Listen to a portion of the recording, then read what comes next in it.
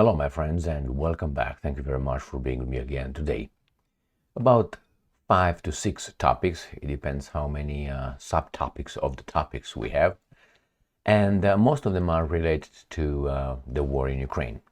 The Russians launched a consecutive missile and drone attack, second day in a row. Yesterday, if you remember, was, according to the new estimates, the largest Russian missile and drone attack since the beginning of this garbage in Ukraine. And on the night of the 26th, on the 27th, so last night, this morning, the Russians launched another missile and drone attack on Ukraine, massive according to the Ukrainians. Russians bring about 30,000 troops. They redeploy to Kursk Oblast.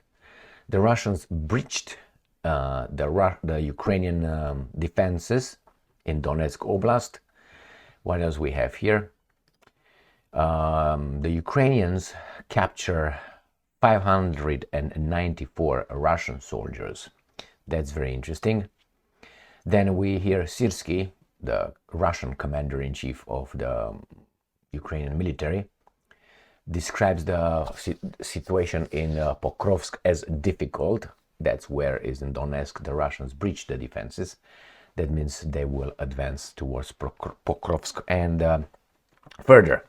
Let's see what else we have here. We have a final number of, or definite number of how many missiles and how many drones the Russians launched yesterday, and how many the Ukrainians were able to destroy, according to the Ukrainians, to make that the largest missile and drone attack on Ukraine since the beginning of this garbage in Ukraine. Let me fix this. All right. So let's start with a little context here. So this article comes from yesterday, and it is from the war zone. Largest Russian aerial attack of the war wreaks havoc on Ukraine's beleaguered, I don't know how to word, embattled power grid or something. That's how it is. Russia has launched the biggest aerial barrage on its own of its all-out invasion. So it has, on Monday, Russia launched 127 missiles and 109 one-way attack drones in total. So yesterday, they said more than 100 missiles and more than 100 drones. Now we know how many, 127, 109. So that's what, 236, right? Air targets. And they don't say anything about how many these guys downed. And then we have this from Ukrinform. The air defense systems shot down 102 Russian missiles and 99 drones. So 102 out of 127. So you got what? 25 being around. The rest were destroyed. And the other one were what? 99 drones out of 109. So 10 drones. So 25 and 10 drones. I mean, do you believe that? Well, let's say this is true, which I don't think so. Now, Russia pounds Ukraine with missiles, drones for a second day in a row, Kiev says. So this is 6 hours ago, today on the 27th of August 2024, at 2:05 a.m. That was in their time. So Russia launched several waves of missile and drone attacks targeting scores of Ukrainian regions and killing at least 4 people, Ukrainian military said early on Tuesday, today, a day after Moscow's biggest air attack of the war on its neighbor and a Western wannabe vassal. 2 people, okay, we don't care about that. Why? Because they can say 50,000 and I can't verify that. On Monday, Russia launched more than 200 missiles. We got that one. And let's see how many they launched today. And they don't say in this one, but they say the size of the Tuesday attacks today and their full impact was not immediately known. But Ukraine's Air Force said it recorded the launch of several groups of drones and take off from Russian airfields of strategic to 85 strategic. I thought it was 95 anyway. strategic bombers and MiG-31 supersonic interceptor aircraft. This one carries the Kinzhaus, the Dagger hypersonic missiles, which could be fitted with nuclear warheads. That's why NATO is on high alert when those guys take off. So it doesn't say anything about the number here, but hey, don't despair. We got more articles from BBC. These guys who never, ever lie. Massive Russian strikes hit Ukraine for second day. It says Zaporozhye, Kharkiv, and again, they don't give us anything else. Why I picked this one is just to get some credibility with YouTube using their people.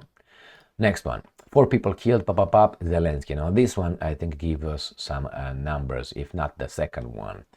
Again, the 4 people killed, 6 and injured on 26 to 27. And it doesn't say anything, it says right here, boom. Zelensky recalled the Russians has used more than 90 aerial weapons against civilians and infrastructure. More than 90 overnight.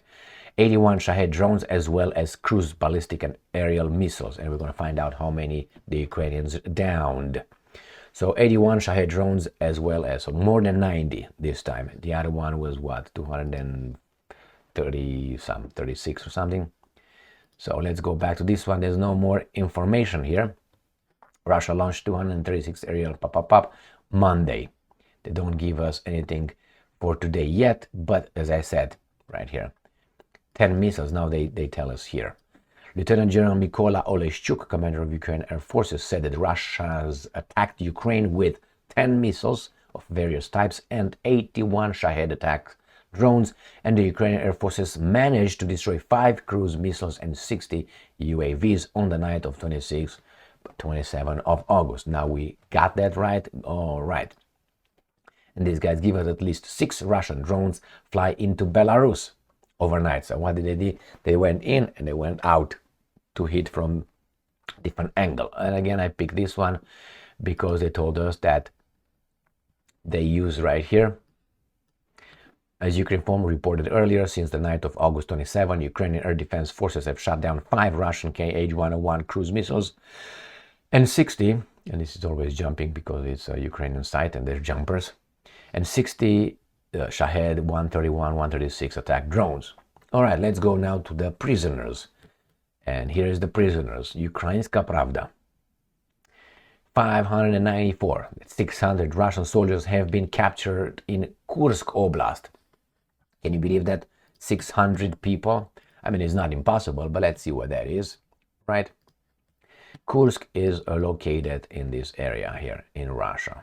So this is the line of contact of this garbage in Ukraine. This is where the Ukrainians invaded Russia in Kursk and Belgorod.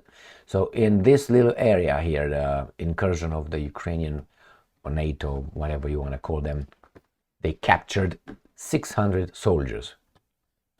Well, now between you and I, if you ever seen war or been in war or anything like this, look at these glasses, very clean. Look at that light, very clean. I'm going to make it clearer for you. No scratches.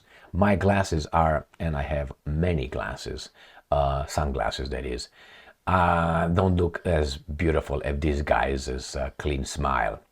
And this right here, if you are, now it depends what you do, correct? Correct. But if you're in active duty and you fight like crazy and you just arrested these guys, this should be a little bit more dusty. In my, humble, not assessment, including these things, he's too clean. But nevertheless, and these guys, look what kind of hats they have. Do they look like combatants to you? Anyway, this is the picture, good for them. It says, since the beginning of the operation in Kursk Oblast in Russia, Ukraine has captured 600 Russian, 594 Russians soldiers and controls more than 100 settlements or 1,294 square kilometers. Again, this is their report right here. At the moment, we can state that about 30,000 Russian servicemen have been redeployed to the Kursk front, and this figure is growing. Where from? How did they get this one? Right there. Ukrainska Pravda, 27th of August 2024. Russia redeploys 30,000 troops to Kursk. Remember, Russia has a potential 30 million people ready to fight. If they conduct a general mobilization, that's about the number of men, only men, that could participate into a war. That's why the Russians call this special military operation and not a war. Because if there would be a war, right there, general mobilization, 30 million, let's go to wash our feet in the Atlantic Ocean. And probably nobody's going to wash anything if that happens. All right, let's move on. This is Sirsky, Russian-born and Russian family. Alexander Sirsky, commander-in-chief of the armed forces of Ukraine, has said that Russia deployed and redeployed. Where is that? This was the one with redeployment? I think this was because I jumped from here. Where the hell are we? Right, what? 30,000. See any 30,000 here? No? I think this was that. No, I jumped one right here. So, said about have been redeployed from somewhere where we're deployed. Now they're redeployed somewhere else. And this guy saying, no, actually they're just, again, redeploys. And these guys here say deploys. Anyway, take it however you want. 30,000 Russian troops come on Kursk Oblast and the number is growing. One of the objectives of the offensive on the Kursk front was to divert significant enemy forces from other areas. Like what? Like Donetsk? Okay. First of all, it concerns exactly to the Pokrovsk and Kurakhove fronts where you are pounded. And it says here, on the enemy understand this, of course. Of course, the Kursk operation diverted a significant amount of enemy forces. Remember the 30 million? Currently, we can say that about 30,000 Russian servicemen have been deployed to the Kursk front, and this number is growing. At the same time, the enemy is trying not to withdraw units from other areas, and on the contrary, is increasing his presence on the Pokrovsk front. So you fail, even if the guys, why? Because they have many Russians ready. Right here, Sirsky noted that the situation on the Pokrovsk front is rather complicated. I tell you how complicated it is. I'm going to explain it like Kamala Harris. You see, this is where the forces are meeting, the Russians and the Ukrainians. And the Russians go from right to left. That's how complicated it is. That means they're advancing. That's how complicated it is. It's not complicated at all. They broke the front over there. And you're going to see in the next article. And they have troops. They didn't take any troops from that position. Why? You knew that. Didn't you? Then you're a baboon. All right, it says here. Let me go to this. The Russians are trying to seize a section of Konstanivka-Pokrovsk motorway to cut off the logistics of the Ukrainian defense forces. The enemy is advancing at a very high cost and maybe a very high speed. Every day our soldiers kill or wound, oh my God, all right, let's go. This is important. Not that the other ones were not. But here is new voice of Ukraine. Ukrainian defenses breached in Donetsk Oblast. Donetsk Oblast, it's right here. You see this little big nose right there, or cock, however you want to look at this, or the balls and so on. Right, this is where the Russians are advancing big time. And they thought that they will take from here and redeploy them, Zupu Kapalapa, from here to there, which the Russians said, niet, we have enough troops to advance here. This is where the big advance occurs. And the front line breached Oblast. Urgent countermeasures needed, like what? Faster cars and trucks to go westward towards Poland, says military expert. Now look at this. The situation on the front line in Donetsk Oblast has deteriorated, or is dynamic, or complicated. These are the words usually the Ukrainians say, not to scare the baboons. When they are getting, they say, well, it's complicated, deteriorates, or is dynamic. When you hear those three key words, then you know they're losing and those guys are advancing. That's a understanding from the past 2.5 years of war reporting coming from the Ukrainians and their masters. Although has not yet been officially reported, Ukrainian military expert Mikhailo Zhirokov told Radio New Voice of Ukraine on August 27th, today. He mentioned that there is a lot of unofficial information, but due to the sensitivity of the issue, the discussion is limited. Of course it is. There have been big changes since yesterday and the day before. Unfortunately, the changes are not in our favor because they're dynamic and complicated. In some areas, the defenses have been breached. That means the Russians are coming through. According to Zirokov,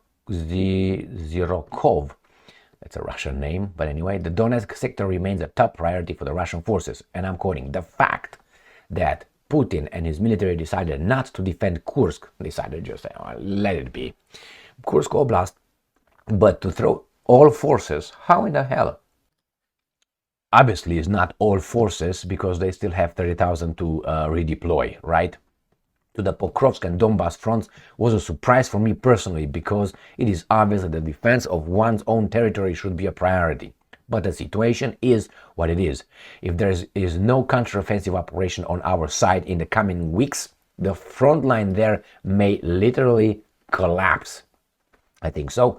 He also mentioned that the situation near Robotyne, Zaporozhye Oblast and Vuhledar, Donetsk Oblast is similarly difficult. That is, let me show you where. So south of this. This is the, we'll make it like this. This is the border between Donetsk Oblast and Zaporozhye. So Robotyne is in this area here. This is what used to be the Kakhovka Dam right here that was blown up by the Russians supposedly. And all this water is no more. Here where my strong hand is Zaporozhye nuclear power plant right here. And Erhodar, this is no more. And the Ukrainians can always come over here. So that tells you who might have blown it up. So Vuhledar and Robotyne. Robotyne is in this area with Zaporozhye Oblast. This is Zaporozhye Oblast. And then Vuhledar is down here somewhere. Ugledar, where my hand is right here. Ugledar. I don't know if these guys have Robotyne mentioned here. Probably they have it, but I can't go. I can zoom in, but you gotta believe me that it is in this area here.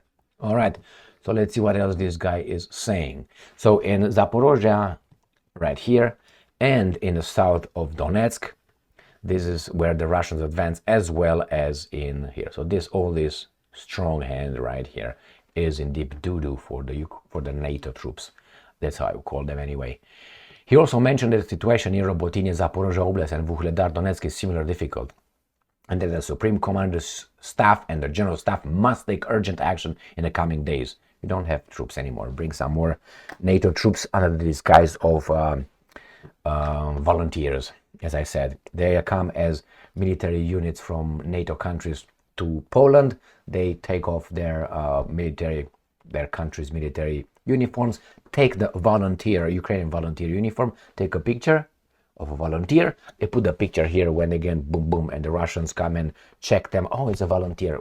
Swear God, it's a volunteer. It's written right here. That's the way it is. And that's why when you hear the Ukrainians, now they form another mechanized division, blah, blah, blah, blah, blah. With whom? With those guys from overseas. Who do you think overseas, from outside Ukraine? Who do you think is going to operate those? The Ukrainians? The Ukrainians are running as fast as they can towards Romania and Hungary, and not Poland though, because Poland are going to send them back. No? Okay. No. And then let's go to the last article, which is from New Voice of Ukraine. More than 50 clashes daily. Sirski describes difficult situation on Pokrovsk front. Pokrovsk front is here, where my strong hand is, in this area. So they are advancing here, and this is where this guy is difficult or dynamic or whatever that is going to call it. Look at these guys. It's a joke, man. Yeah, he needed that. The situation on the Pokrovsk front is difficult, but the defense forces continue to repel assaults by the Russian occupying army, Ukraine's commander-in-chief Alexander Sirski said at the Ukraine 2034 Independence Forum on August 27. Today, according to Sirski, there have been more than 50 clashes daily on the Pokrovsk front in recent weeks.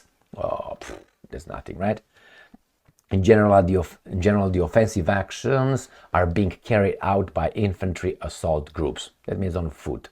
They are trying to gain control of the Konstantinivka-Petrovsk highway, aiming to disrupt the logistic of the defense forces. Syrskyi stated that Russia advances in Donbass are coming at a high cost. Okay, we already got that one. According to General Staff, the defense forces have halted 58 assaults and offensive actions by the aggressor in the direction of the settlements of Bim Bam Bim Boom Boom Boom Bim Bim Bim. So the war is still raging on. That's what it is. All right, my friends. New missile attack. Then we had almost 600 prisoners, according to Ukrainians. Then we have 30,000 troops redeployed or deployed, however you look at it, Russian troops in Kursk. Then the front line, according to this expert and unofficial sources, were breached in Donetsk Oblast, Vuhledar, Robotynia, and Kakovka, I was about to say. What's the name of that? I always have a problem. Remember, Pokrovsk. Situation is bad, and again, the front is a difficult situation in Pokrovsk front. I think that's already breached. I think the Russians are just heading westward as the Wehrmacht did it after they fooled the French Maginot Line defense system. Remember, the French after the First World War built a very beautiful defensive line north-south against the Germans. If they wanted, they thought they're going to have the same warfare, trench warfare. And the Germans said, how about we just go around it? So they went around it through the low countries. And then there was the Blitzkrieg, and the French were, where the hell are these guys going? They don't find you. So they went behind, they couldn't catch them. And they went so fast, the tank divisions, the Panzer division went so fast that they had to stop. And one of them was Rommel as well, and Rommel in the Desert Fox. He was also in that one of those tank divisions, and they had to stop to wait, because if you advance too fast, you go like this. If you advance too fast, it thins out, and you can be broken in two and then encircled. That's why these guys were too fast. The trucks with soldiers and ammunition and food and all those that follow the tip went too way ahead, so they had to stop for these guys to catch up, and then again, boom. And then what happened 3 weeks, France says, the Blanche flag.